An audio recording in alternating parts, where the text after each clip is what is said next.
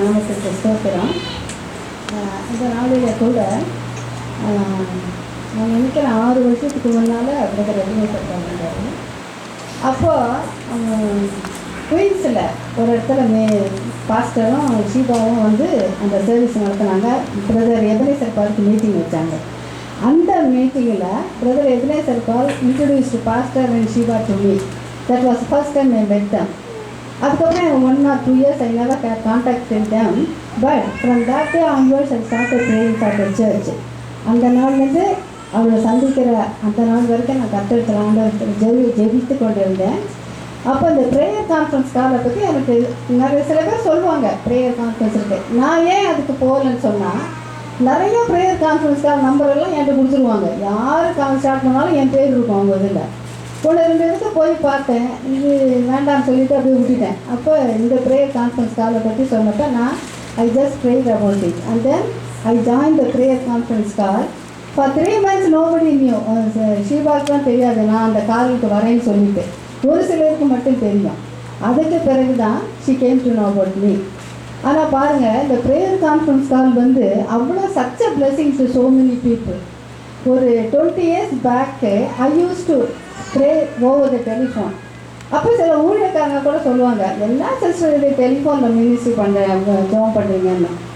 ஆனால் ஒரு ஊழியக்காரர் வந்து சாட்சி சொல்லும் பொழுது, இந்த டெலிஃபோன் ஊழியம் கர்த்தர் ஆசீர்வதிப்பார்னு சொல்லி. என்னோட ஊழியம் இல்லை, இது ஆண்டவர் ஆசீர்வதிக்க போகிறாங்க. சில வருஷங்களுக்குள்ளே எவ்வளோ ப்ரேயர் கான்ஃபரன்ஸ் கால் வந்தீங்க, இந்த டெலிஃபோன் கான்ஃபரன்ஸ் கால். இந்த கான்ஃபரன்ஸ் கால் நான் எப்போவுமே மற்றவங்களுக்கு சொல்லும்போது சொல்லுவேன், 24 hours இது முதலாவது. That is very hard. அது இந்த மாதிரி ஒரு பிஸி கண்ட்ரியில் வேலைக்கு போய்கிட்டு பிள்ளைங்களை பார்த்துக்கிட்டு குடும்பத்தை பார்த்துக்கிட்டு இதுலேயும் 24 hours பார்ட்டிசிபேட் பண்ணால் it is really hard. But God has been with us. அது கர்த்தருடைய காரம் இந்த கான்ஃபரன்ஸ் காலில் இருந்துச்சு. இதில் பார்ட்டிசிபேட் பண்ணுற ஒவ்வொருத்தருமே சாட்சி சொல்லலாம். என்ன பிரச்சனையாக இருந்தாலும் சரி, குடும்பத்தில் பிரச்சனையாக இருந்தாலும் சரி, கணவன் மனைவியில் பிரச்சனையாக இருந்தாலும் சரி, வேலை இல்லாத பிரச்சனையாக இருந்தாலும் சரி, பிள்ளைகளை குறித்த பாரம் வந்தாலும் சரி, எதுவாக இருந்தாலும் இந்த கான்ஃபரன்ஸ் காலில் வந்து ஜெபிக்கும்போது கர்த்தர் ஒரு விசேஷத்தை கிருபையை கொடுத்துருக்கிறாரு. அந்த கான்ஃபரன்ஸ் காலில் வந்து ஜெபம் பண்ணுற எல்லா விண்ணப்பங்களுக்கும் கர்த்தர் செய்து கொடுப்பார்.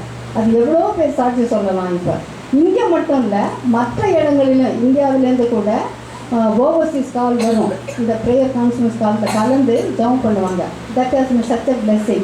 Personally, I was also blessed. God used me in the prayer conference call, and also the prayer conference call has been such a blessing to me. கர்த்தருடைய பரிசுத்த நாமத்துக்கு ஸ்தோத்திரம்.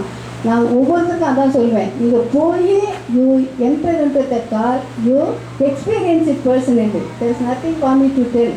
நான் வந்து அதை பற்றி சொல்கிறத விட நீங்களே வந்து அந்த காலில் கலந்துக்கிறது நல்லதுன்னு சொல்லு. இன்னும் ஒரு காரியம், இந்த சபை வளர்ந்தது எப்படின்னா, நான் எத்தனையோ சபைக்கு போயிருக்கேன். இந்த ஸ்ரீலங்கன் சர்ச்சஸ், நான் போகாத ஸ்ரீலங்கன் சர்ச்சஸே கிடையாது. But I go to the American church. அந்த அமெரிக்கன் பெண்டிகாஸ்ட் சர்ச்சுக்கு நான் போகிறேன். வளர்ச்சிங்கிறது இதில் பார்க்கலாம். ஏன்னா வசனம் சொல்லுது, ஆவியானவர் அனுதினமும் ஆத்துமாக்களை சபையிலே சேர்த்து கொண்டு வந்தாங்க. ஒரு தனி மனுஷன் தன்னுடைய சுய இதில் செய்ய முடியாது. unless he is being called by God, unless he is being destined by God, he cannot do anything. அதனால் கர்த்தருடைய கிருபை இல்லாமல் இது இவ்வளோ சீக்கிரத்தில் இத்தனை கிளை சபைகள், அதில் அவங்க ட்ரெயின் பண்ணுறாங்க, அதை யூத் அங்கே இருக்கிறாங்க, யங்ஸ் சின்ன பிள்ளைங்க அங்கே இருக்கிறாங்க, எல்லா விதமான ஊழியமும் எல்லா சபைகள்லையும் இருக்குது. இவ்வளோ குயிக் இந்த விதின் 8 yearsக்குள்ளே இத்தனை சபை உருவாக்கி, நான் more than 30 years I have been living in this country. I know so many churches, but I never heard a church growing like this.